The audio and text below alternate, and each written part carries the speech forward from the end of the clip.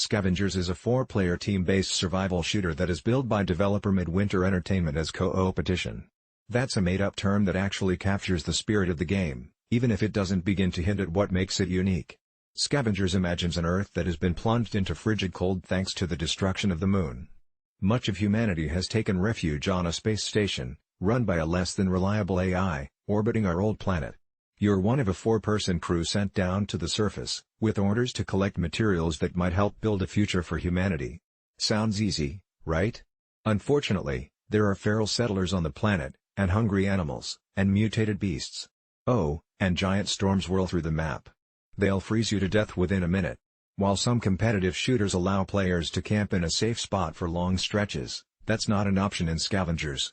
This game is about moving quickly and quick thinking on the run, with a reliance on communication and flexible teamwork. Scrounge to survive matches progress in 3 rough phases.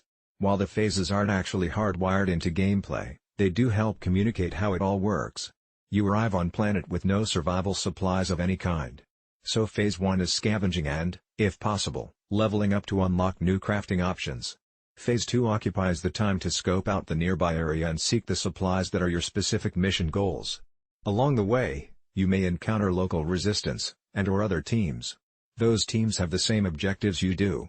While the developers note that teams could elect to work together to reach their goals more quickly, in practice, that might not be how it will work out. So, you've got multiple teams scrambling for limited resources, facing quite a few obstacles.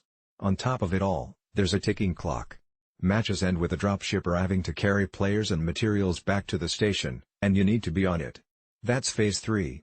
Maybe you'll get that far. The dropship arrival zone becomes a chaotic endgame as teams and mobs converge. Cooperate or Die. Scavengers features several character classes.